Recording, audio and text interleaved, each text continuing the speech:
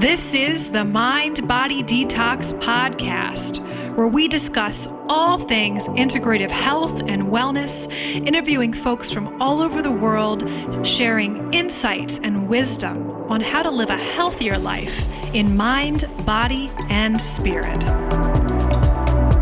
Hello, everyone. I'm Kara Lovehart, Integrative Intuitive Medium, and let's really dive into what your true colors are today.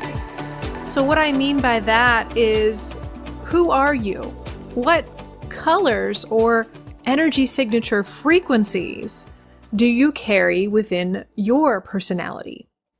So we're going to dive into the topic of auras, or colors that are observable in the human energy field. And I wanted to start here because when I was developing my gift, this is a really great entry point for a lot of people because auras are very easily seen, relatively easily to be seen for most people. And it's really kind of fun. It's a fun thing to do and to experience. And I have a feeling that you've already experienced this in your life, but maybe have not recognized what it was. So the aura is consisted of a lot of different parts. The human energy field is as complex, if not more complex, than the human anatomy, the physiological anatomy. You know, when you're a kid, the first thing you learn is head, shoulders, knees, and toes. So if we're diving into a higher perception of sight, clairvoyantly, we need to start with, the head, shoulders, knees, and toes. We need to start with the basics. And that is the aura, or just the basic colors that can be perceived in the energy field around the body. And the energy field around the body is different depending on who you are as a person, how you're feeling, if you are carrying illness, if you are feeling happy, if you're feeling sad, if you're feeling tired, if you've just been exposed to some sort of toxin or radiation. So the energy field is very curious that it shifts and changes on a consistent basis. It's not something that is stagnant. It is fluid. But it is something that is different in the diameter as far as how far it reaches throughout the body. So some individuals have a larger aura and some people have a smaller aura. And we can actually change the size of our aura depending, again, on how we're feeling, if we're feeling more introverted or more extroverted. The aura books that you may pick up out there, whether it's a book on chakras or it's a book on the human energy field or just the basics for what aura colors mean, keep in mind that when someone is perceiving anything non-physical in the energy realm, we are interpreting based on our own information and experiences. So a lot of the books out there that I have picked up, they have similar interpretations of what the colors are that we all see, those who do see auras and who are clairvoyant. But it's almost like trying to describe a basic color like the color green. When you see a green aura, this is what it means, A, B, C, and D. We give a little bullet point list. But keep in mind that the color green in the world, there's so many different spectrums or shades of green.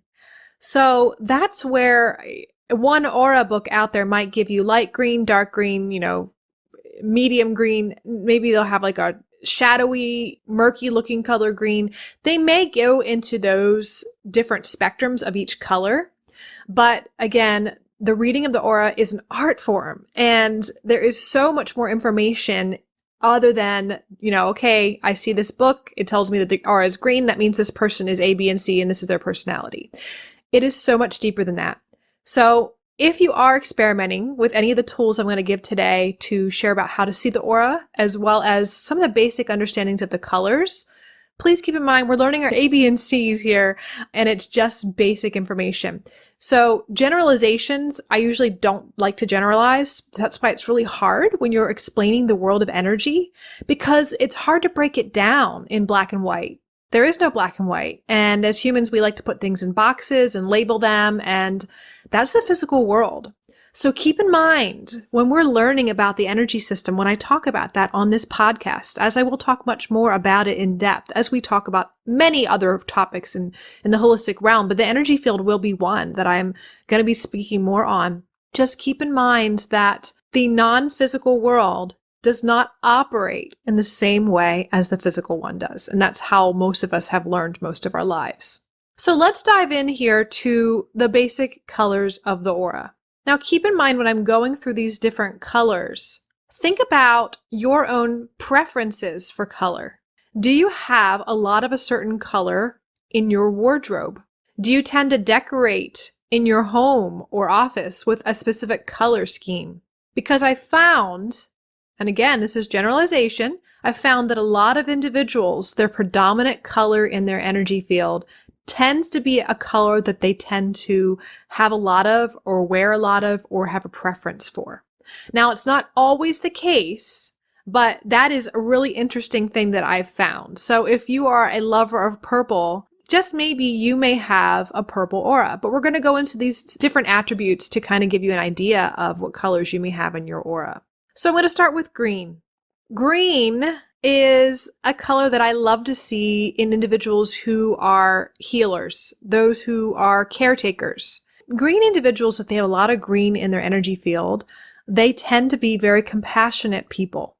They tend to be loving and sensitive. They're usually a lover of animals and children. And a lot of them tend to recharge in nature. So they're the type of people that really like to be outside, that need to be around the grass and the trees and the plants and the flowers to really replenish their energy. A lot of times, strangers seem to trust people. You inadvertently, again, if you don't see auras, remember, you're still picking them up. You're still sensing them. This is our first impressions when we sense someone, we first meet them. Whether we're seeing it or we're feeling it in some way, we usually tend to draw towards people who have green energy, and they're the ones that we instinctively know that can help us. If you have green in your aura, you're the person at the checkout counter at the grocery store that the person behind you is just pouring their life story and telling you everything about their problems that have gone wrong. It's almost like you have a sign on you. And if everyone could see that green sign in your aura, they would go, that's the person I need to talk to. They can help me. I can dump on them. And oh my gosh, I'll feel so much better afterwards. But as a green aura, those people are really amazing at the ability to absorb. And if they're able to healthily absorb the energy of other people when they're dumping their problems, they're able to transform it and not let it bother them. They hold so much love, acceptance, and compassion that when you're healthy in this space, you don't let it bring you down. Again, if you have a green aura, you're really empathetic. So this is the empaths out there who are like, oh my gosh, I'm super empathic. I don't know what to do. I usually see and work with people who have this sensitivity, and usually they do have a lot of green in their energy field, but there's some other imbalances in the aura that tends to make them absorb energy and toxic energy and negativity and not be able to release or dump it. So again, there are so many more details here, but in general, green energy people are healers. They're empaths. They're nurturers of others, and they do a lot of emotional processing. You could have these people in your community, in your family. They are people that work with community nonprofits. Maybe they're involved in spiritual gatherings, and they're the social dreamers and the activists in our world. They really are empathic, and they do have the strength of empathy. They're the peacemakers. They're the ones that teach us how to have patience and compassion and forgiveness. And they're very calming to be around. Now, the challenge is if you have a lot of green in your field, is you could be highly sensitive or empathic and absorb other people's emotions. You could be very needy and really need to feel loved by others to feel enough. And that can be very challenging if you are dealing with a lot of green in your aura. You could be overly emotional, believe that the world is needing fixing and needing healing, and you could never rest. You could be the person that always puts yourself last, overly nurtures others, and has this thing that we need to fix the world. We need to help everyone, all the children, all the cats, all the animals, all the orphans, everything. And then you can neglect self-care and become very drained. So those are the challenges and the shadow that people with a lot of green in their aura deal with. Now, the gifts that they give to the world really are to contribute and maintain balance in the world. These are the people that create neutrality with love and compassion. And of course, these are the peacemakers. They help others have emotional metabolism. So they teach others how to metabolize and process their own emotions because they do so much of that processing themselves. So they're really good to observe when you're someone who doesn't know how to process your own emotions. They tend to also be psychotherapists. So they're, of course, in that field because they're helpers. And they also are really good in friendship. These people make really good friends, and they're the peacemakers in your friend group. And then finally, their gift to the world is they're here to heal the world because they believe that the world needs healing. And that perspective is absolutely that one. And I want to give a contrast here real quickly. If you're a person that doesn't believe the world needs healing, maybe you're a person that's very much a red personality. You're someone that sees the world needs problem solved. It's not like healing, but you perceive it as the problems need to be solved, or we need to build a structure or create a routine or a time management or rules or regulations. That person won't perceive the ills or the imbalances in the world as something that needs healed. That red personality will perceive it as the challenges in the world need to be organized and structured. So it's interesting how each of these personality types connects to the world and what they want to give to create balance. So the healing of the children, the animals, the elderly, the sick, anyone who needs help are the people who have the green energy centers. So the next one is yellow. Yellow! I love these people. These are really the people that are the go-getters. They have a sense of purpose and they want to be the best. They really, really do push themselves beyond a lot of us, out there. They're the ones that are the Olympians. They really are those who put their efforts into self-discipline and use their willpower to really get and create what their goal is or their outcome they're looking to reach. So when I meet someone who has a predominantly yellow aura, I remember the first time I met someone with a yellow aura, it actually was someone that was a yellow that was more of a murky yellow. And I kept having a lot of these personalities growing up. So of course it was this dictionary of learning. Whenever I see this murky yellow color, you're going to have A, B, C, and D. And it was really true. I had a lot of people growing up in my life that were in positions of leadership and positions of power that were overly controlling. They had a lot of anger and frustration when they felt something wasn't in control, and they used their own emotional energy of intimidation, power over, and this need to really put someone in their place with an excessive misuse of authority and control. And it was really interesting to see that and watch a lot of these people also correlate with certain health problems that they have. So that's, again, the next layer of the aura is what particular health issues do these people deal with if you have a lot of this or that color in your field. So that's, of course, the deeper layer. But again, remember, guys, it's head, shoulders, knees, and toes today. We're learning just the colors. But if I see someone who has a brighter yellow color than this murkier yellow color, it's really beautiful to see that, because I do believe that we have a lot of this darker mercury yellow in our energy, in our culture as Americans, because we really have been taught and programmed by our culture and society to be the best. We have to really always be up leveling, always trying to move to the next either higher pay grade or the next trophy we're trying to win. It's always trying to win. And that in excess can cause a lot of issues. And I do see a lot of this in our whole world, even the way that we raise our children. So my son, he went to public school for a couple years and then he went to a Waldorf school.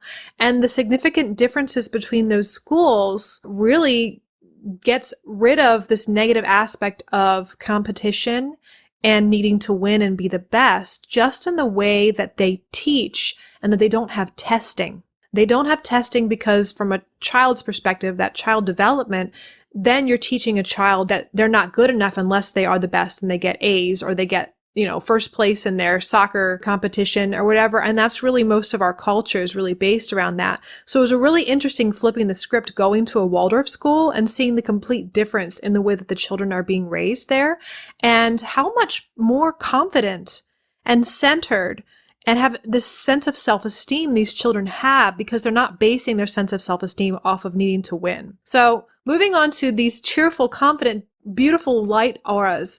These are the children that I saw at the Waldorf school and a lot of the adults there. They really had this bright sunshiny yellow in their energy field. When you see someone with this color, they're cheerful, they're confident. They tend to be disciplined in ways that are healthy. They can also be ambitious in their wanting to achieve, but not in a way that they put themselves down when they don't achieve their goals. They can be inspirational and very influential people to be around.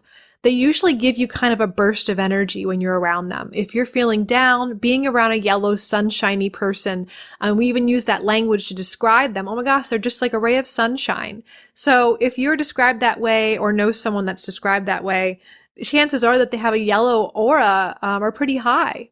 Their strengths are determination. They teach us confidence and perseverance. They make amazing athletes, warriors or military personnel, and also yogis. I see a lot of people in the yoga community that have this bright yellow because it takes this discipline and this consistency with your yoga practice.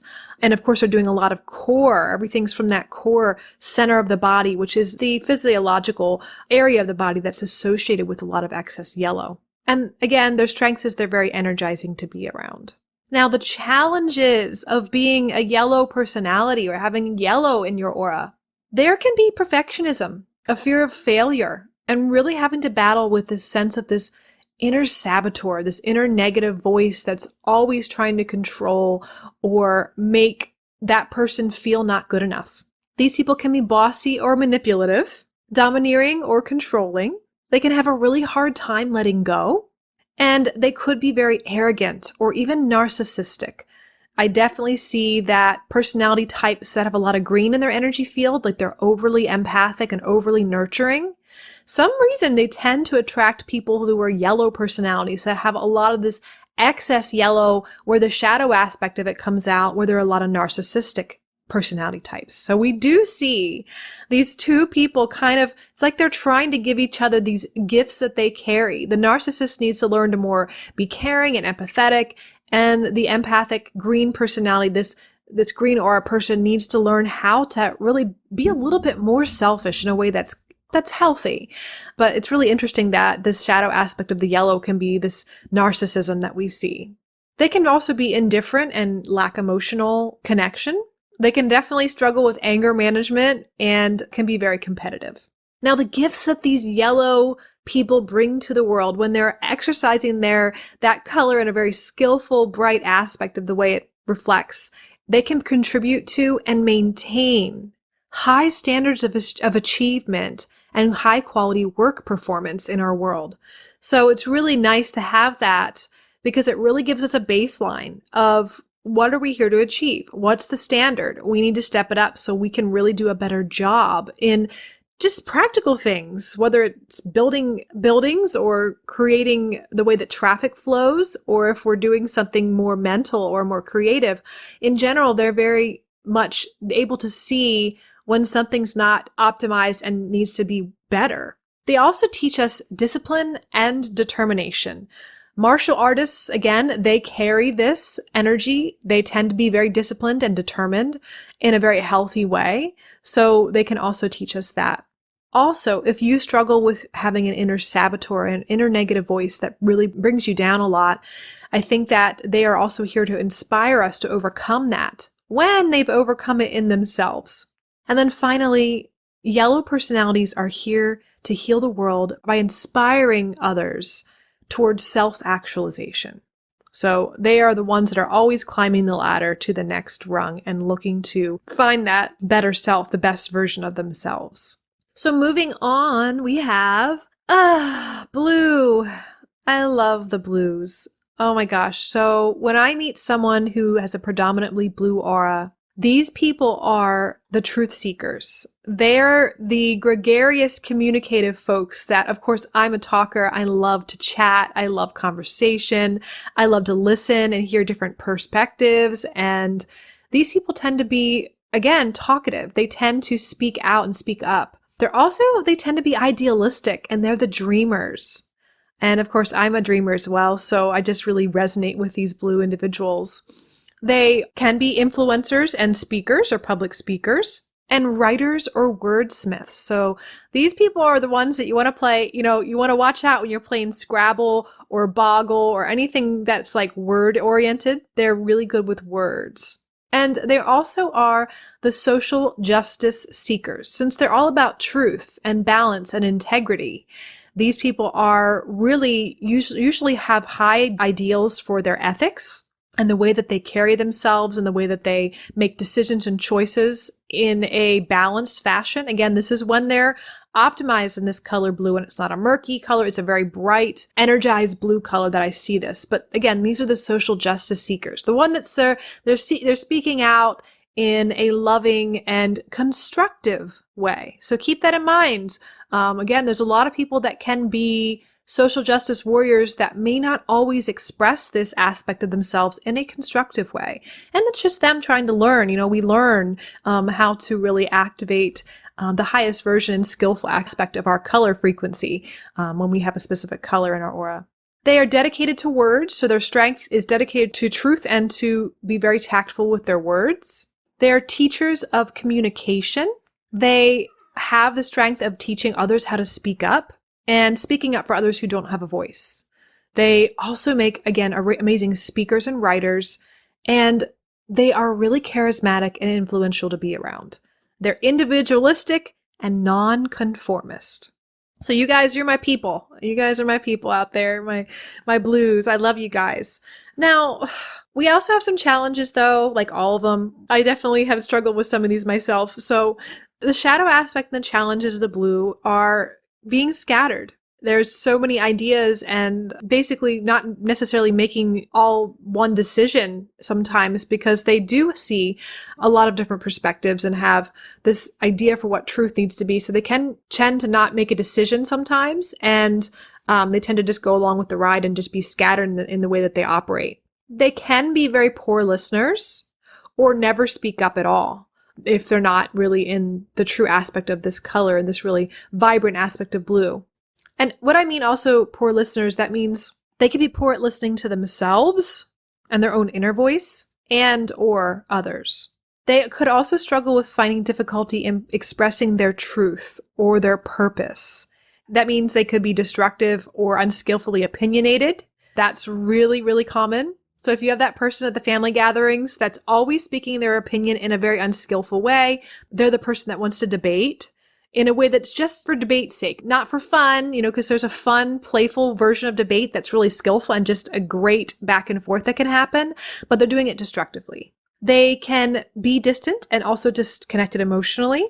And I think the idealism part of the blues are really wonderful, but sometimes there's unrealistic idealism and they're unable to manifest their dreams. And this is where, of course, I love working with blue individuals because I am of this really high perception of myself and perception of what integrity looks like and trying to really live up to that. And of course, that's a little bit of that yellow we talked about, this high perspective of what needs to be a certain way. But I definitely really want to work with these people. And I love when they come in to work with me as a client because sometimes they have a hard time manifesting their dreams. And this is where I get to work with their energy field, and we get to do all sorts of exercises and use tools to really help them to do so. Another shadow is they can be very manipulative.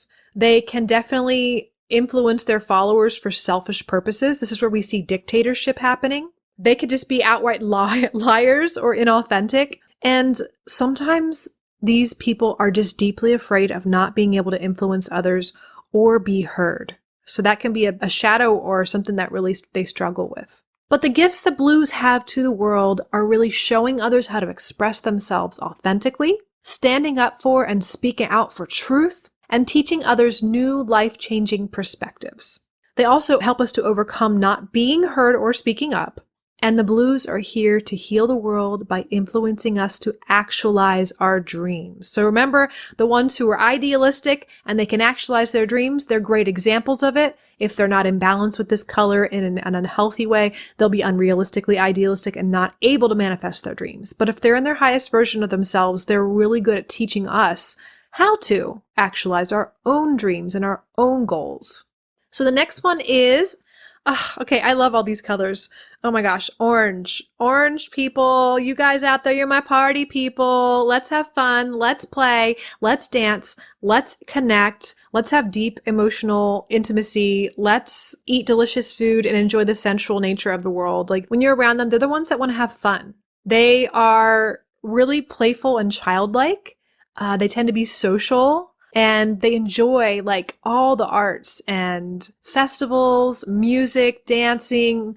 And some of them can be more introverted too, depending on what other colors they have in their aura, but they can still really enjoy the arts, and they're very sensual in nature. They can be adventurous people. They are the romantics, and they're also really fun. Just fun. And they usually tend to have a really good sense of humor. So the strengths in the orange is they're creative. They live in the now. I can't tell you how many times I've worked with people who are the creatives, who are orange individuals, that I learned, of course, that expectations for time management and of things being given to you in a timely fashion are not going to happen. And that's okay. Definitely their strengths are very flexible, and they have flexibility. So they're really helpful in helping people who are inflexible learn to be more flexible. They also are enthusiastic, and they can make anything fun. That was one of my managing styles when I was really early on in my career. I was working at a local gas station. That was one of my things. Like, these are mundane jobs that everyone really didn't enjoy very much. But one of my gifts was just really to help people to have fun. Let's just have fun. We're taking the trash out. We're singing, we're dancing, we're doing, all that stuff. They also tend to be very comfortable in their sexuality and their sexual expression. So these are really good people to help others. Sometimes they make people feel uncomfortable. Those, if they're specifically shut down sexually, but they're really there to help open up that aspect and that avenue of expressing the self. And then also they're really strong in having this deeper feeling, sense, or perception. So they usually sensually navigate the world. So that's a really good strength if you want someone to be your decorator. Say you have a business or something that really relies on something, the experience of coming into your business, feeling good, smelling good, looking good, all the five senses, and making it this fully immersive experience. So they really tend to have a good gift with that. Now, the challenges of these people. Boundaries. Oh my gosh, boundaries are so challenging, and they're actually sometimes their enemy. People who are predominantly orange usually like to work by themselves. They don't really want to be in any sort of confined relationship, or sometimes boundaries can be very challenging and they just despise them and they run away. They run away whenever they sense any sort of potential restriction. They want to go dance and be free. Freedom is a high value for people who have orange energy in their field. They could be unstable in their relationships. Partially because they have, some issues with boundaries, but they tend to be emotional if they're not in balance. And they definitely, like I said before, struggle with poor time management, and they can be unreliable or just have poor commitment. They definitely fall in love with love, are addicted to love, and these people can be the heartbreakers. Oh my gosh, I love you, orange people. They're the people that are writing poetry about falling in love, but then moving on to the next person, But again, they're the musicians, the artists. These are the muses. These are the people that make life fun. So again, whenever I'm saying all these, the challenges and the shadow aspect of anybody in these energy field colors, I don't know. I don't see it as negative at all. I just think that they're just challenges that come along with each of these paths. They also could be the eternal child. So this is the person that could come off as lazy or irresponsible, but honestly, that's their nature, and they've never learned how to grow up in a way that we expect them to. So they really don't thrive in conventional settings. And I think you just have to take a personality type with that eternal childlike nature and put them in different types of life path, different types of jobs that they can really flourish in, instead of trying to put a square peg in a round hole and make them, grow up. But again, there are aspects of this shadow and challenges that sometimes they do need to, activate that adult and do the adulting sometimes. And we all have to do that. Another one that's really common is addiction and escapism. So drugs, alcohol, sex, shopping, always seeking heightened experiences, that can be absolutely a challenge and a shadow aspect. So these are the people that really can get lost in fantasy or get lost in some sort of escapism or addiction. They can be selfish or egocentric, and they can avoid or neglect processing lower feeling emotions like grief or sadness and try to brush it off, dance it off, go do some drugs, go to a party, whatever. I just can't deal with this. It's too not fun. Because think about it. Their nature is fun and upbeat and anything outside of the norm of that energy frequency, that color that they're carrying just feels so uncomfortable. So that's why when you're an orange person, you're feeling that way, go find a green aura person, because those are the people you can dump all those negative emotions on. They'll absorb it, transform it, and you'll feel a lot better. And they'll be like, hey, this is my purpose to, hold space for you. And it's okay. Have compassion for your grief or sadness. So it's really cool as a clairvoyant to watch different energy colors interact with people and just seeing the strengths in each one. And that's another reason why I think understanding these colors, you can kind of get an idea for, even if you can't see these colors in your friends or family members, you can identify with these characteristics. Like, oh my gosh, she's totally a yellow. And this is definitely when I'm feeling like I need someone to like activate me, uplift me, make me feel cheerful, go to be around my sister or whoever's yellow, be around that person. And likewise, there's some things to not be around them for certain reasons. So finally, for the orange people, their gift to the world is to show us how to lighten our loads and how to have fun. Like, we need to have fun, and that's what they're here to do, to show us. They also demonstrate freedom in enjoying the now. So they're really present time individuals. They don't really work in the construct of time very well. So they're very helpful in, us just activating this sense of presence and losing track of time and being beyond the bounds of time when we're around them. So it's a really good gift for that they offer. They also activate creativity in others. And finally, they inspire others to overcome sensual or sexual blocks. Last one. How they're healing the world is by influencing us to feel. So, I mean, feel in more than just a 5 sensory, aspect, but all of those things, to really have this fullness and to enjoy life in each moment. All right. So the next color we're going to go to is, I'm predominantly purple. In my lifetime, I have really had a goal to really activate all of these colors in my aura, because I've seen individuals who I call full spectrum people. They have a really bright rainbow aspect in their energy field. So they're not predominantly one color or another, but they have a lot of colors and they're really balanced in this full spectrum. That's my goal for my own self and also for what I help my clients with.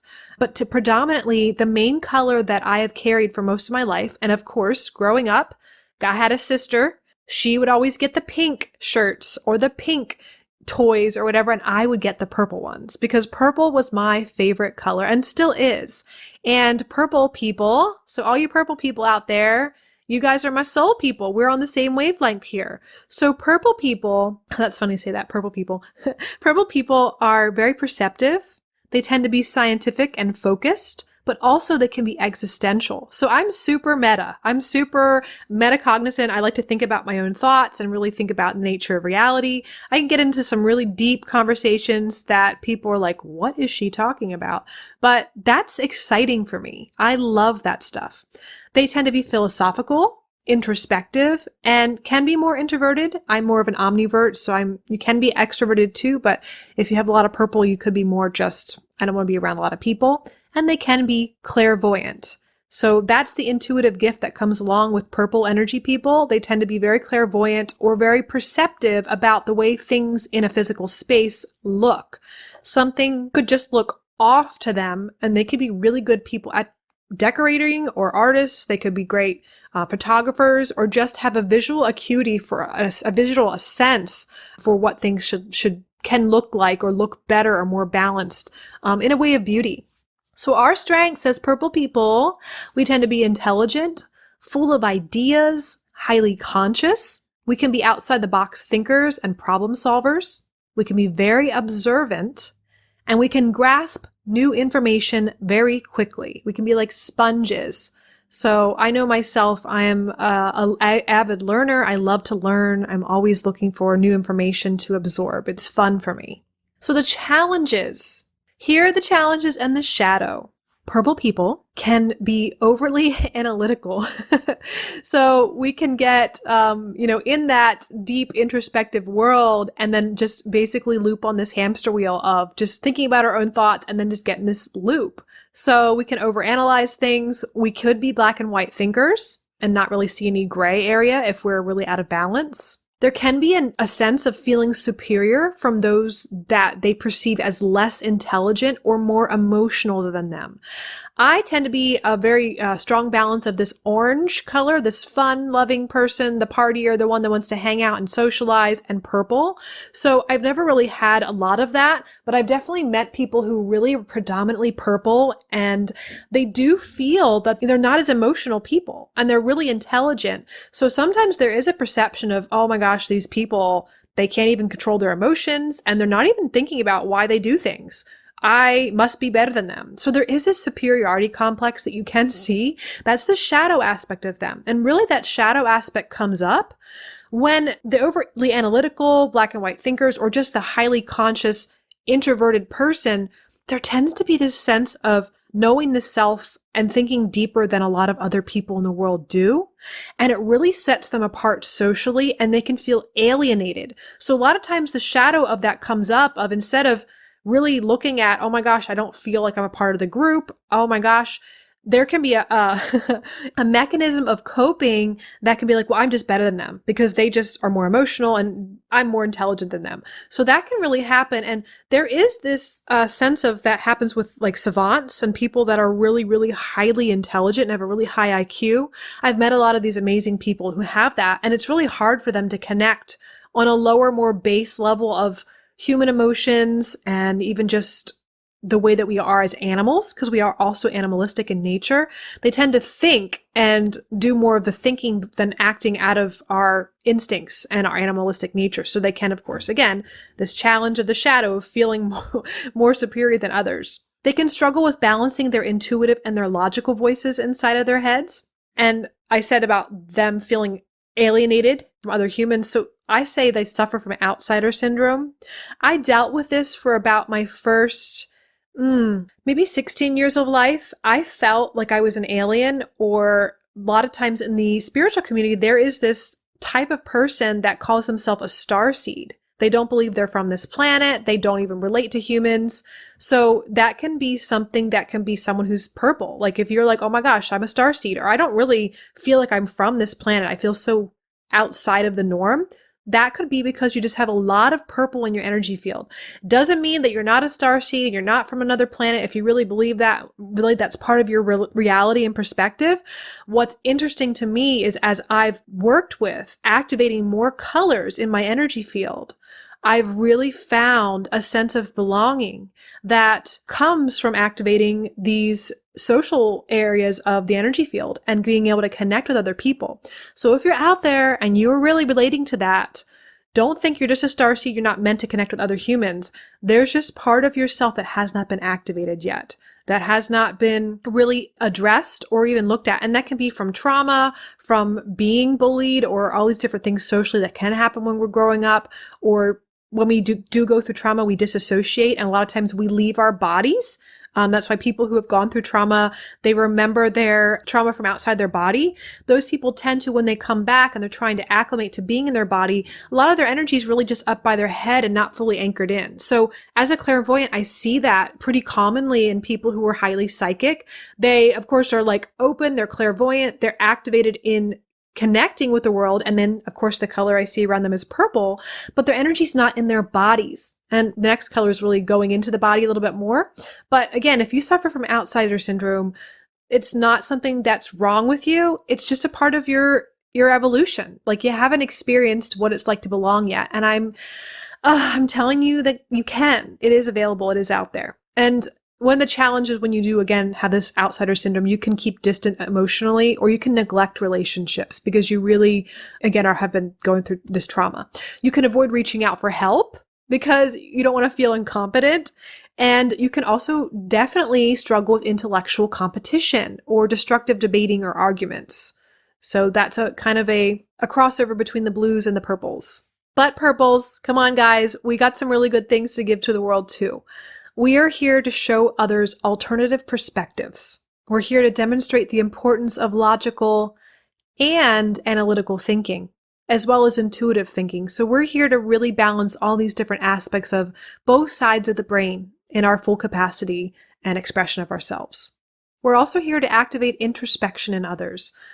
One of my favorite things to do is ask questions. ask questions so that you can find your own answers and really activate a going within and an exploration of yourself, a deep dive of why do I do this? Really deprogramming some of these things that do block us in our lives for our health, wellness, and happiness. Also, our gifts can be to inspire others to outcome these outdated beliefs and programs. So yes, totally one of my purposes. I'm totally here to do that. And that's part of why this podcast is here. We're diving into these other perspectives. And then finally, we heal the world by influencing others with new inventions that we create, new ideas, and new philosophical ideologies. So that's me. I'm here to be a bridge. My purple self says, yes, I'm here to be a bridge, to see so many different perspectives and to connect and link those perspectives for you and to help you to see those things between the physical world and the non-physical world. Because again, this podcast, we're going to be talking about physical things, science and the body and how that all relates to our health, but also how the mind relates to our health, how psychic phenomena relates to our health. All these things that people might go, I don't know, that seems a little out there, especially if you're a grounded person who's very scientific and analytical. But I'm here to activate that intuitive, non-logical side of the brain, the non-spatial awareness, these areas of our perception that give us a bigger picture of the world. All right, moving on. Yes, purple. Guys, I love purple so much because I'm a purple person. My next color that I will talk about is red. Red individuals are the people who tend to be very stable and secure. These are the workers. These are the grounded, practical, and methodical and structured individuals. They're very productive. They're very, like I said, stable, but also loyal and trustworthy. These are the people that when you have an idea that you need to carry out, they're the person that you give them the game plan and you say, help me to structure this. Help me to make this grounded. Help me to make this happen. Help me to actualize it. And they're also these people that can keep whatever ideas you have going forth going. We can create a whole system around an idea to keep it moving and make a machine out of it, so to speak. So like if you are creating a business or if you're creating an organization for a nonprofit, or if you're creating some sort of structure in your family, you're maybe organizing a party or an event, they are the people that you want to delegate to help you keep things grounded, organized, time management, and all that stuff. So they're really important. Our world is predominantly red people. Most of the people in the world are very grounded and in the physical world is how they perceive. And we would not be here. The roads would not be working, the traffic lights, the way that everything works to get food on time to our grocery stores would not work. So I recently visited Hawaii and I noticed in Hawaii that it's just so less red, the energy of the people there. And it's like when people live on an island, they say they live by island time.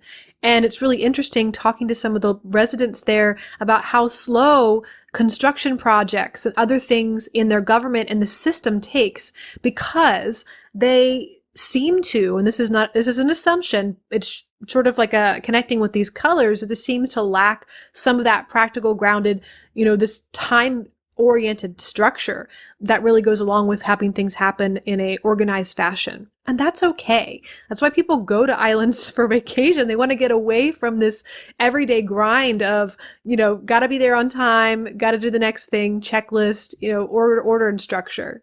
But the red people, you guys, the strengths are you're reliable, you're organized. You're so skilled at organizing data or information. So this is the person that's like, okay, what's your quota you need to meet here? What's going to go over at our business meeting? What the bar graphs are and the, percent increases or decreases in business are, whatever those things. These are people that are great accountants and they're just really good, again, at organizing data and information. They are very dedicated to family and community. They tend to be financially responsible and prompt and have good time management.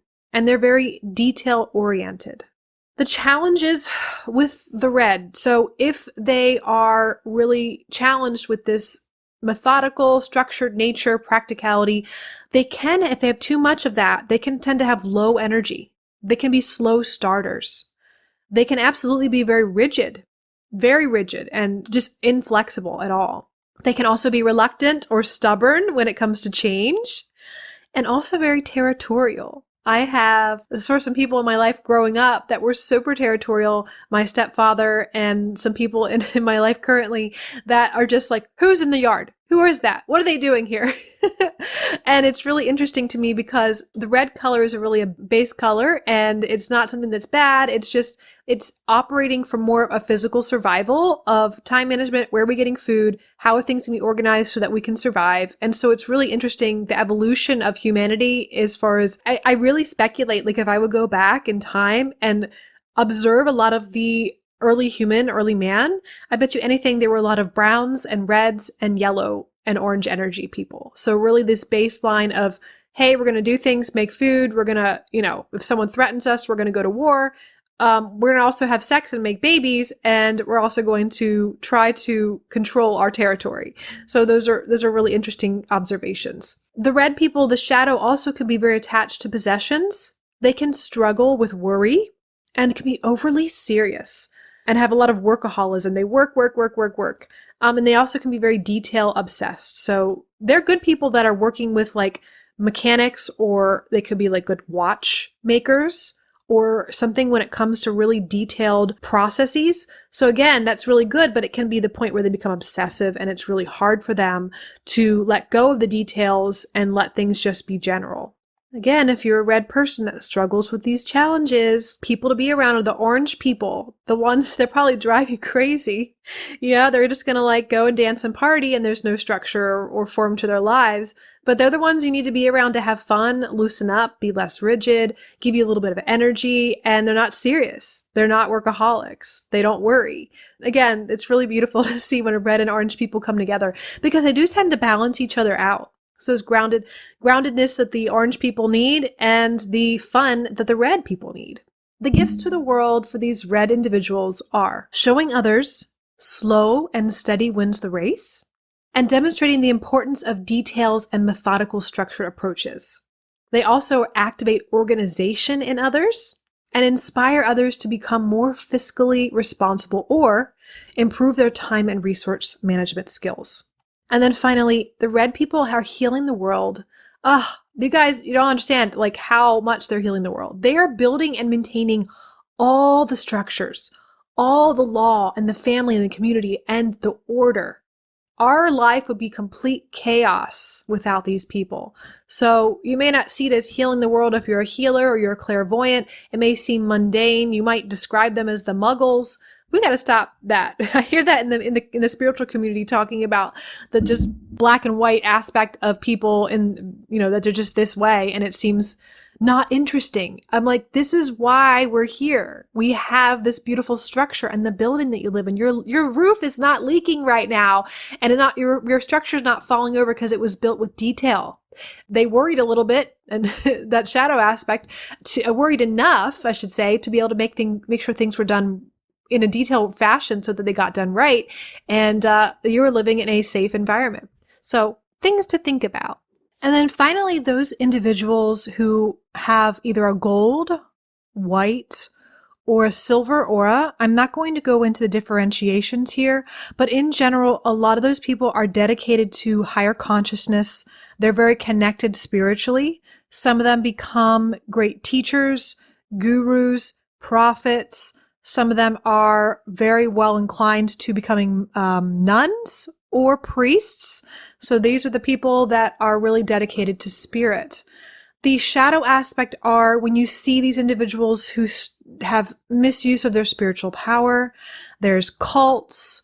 There's weird stuff happening with them sleeping with their consorts, again, misusing this power, or just complete disassociation and destruction in regards to the using this power so they can be destructive. And the other aspect is people who are really shut down and really had some maybe bad experience spiritually, and they become completely non-believers in anything. They are very either atheist or they can be people that are just nihilists. That can happen, the shadow aspect of that. And I think that the gifts, again, that these people have to share with us are how do we connect to our higher power? How do we expand our consciousness and think outside the box? They are individuals who really are here to help us to heal by reconnecting to ourselves and reminding us that we are humans having a spiritual experience on this world, on this planet. So everybody, I hope that you had a enlightening experience learning what your true colors are, and maybe some of those people that you live with or you work with, maybe your family members. But remember, the overall goal for all of this is to really expand our awareness, expand our consciousness, and to really give some deeper perspectives beyond the physical world. That's what this podcast is about. We're going to again be talking about the physical aspect, the scientific, the logical, the biological aspect of our health, but we're going to expand and talk about the energy field. And again, this is head, shoulders, knees, and toes, guys. We're going into the basic foundation with the aura today, and we'll be going deeper as we move forward. But my overall goal is to help individuals who are looking to become full spectrum human beings to really activate all the colors within the energy field and to really allow that aspect of ourselves to come forth. Because there's something that happens when we activate the colors in ourselves that we don't carry. We become more balanced. We become more able to really give the gifts that we have to give in organized fashion, in time management, but also creative aspects of ourselves and sensuality and fun. We're able to have high standards and be disciplined. We're able to be loving, compassionate healers. We're able to be the truth bringers and the inspirational motivators and those people who are here for social justice. We're here to see beyond the perspectives and the programs that we have and be also balanced between analytical thinking and intuitive thinking. So that is the goal here. That is what I have to offer here. My job in this life is to be a bridge, and you could call it a rainbow bridge, to really activate all these aspects of myself to bridge the gap between people who don't have any sense of perception of these non-physical things and really ground them for them, give you some experiences, even if what you cannot see doesn't mean it does not exist. And for those of us who do see these things, how do you deal with that? How do you balance that? And a lot of times it's really balancing the energy field. And again, this is the first layer we are talking about today. So thank you again so much for listening, everyone. I wish you wellness and wholeness until I see you next time, again, on the Mind Body Detox Podcast. This is Kara Lovehart, Integrative Intuitive Medium, and thanks for listening.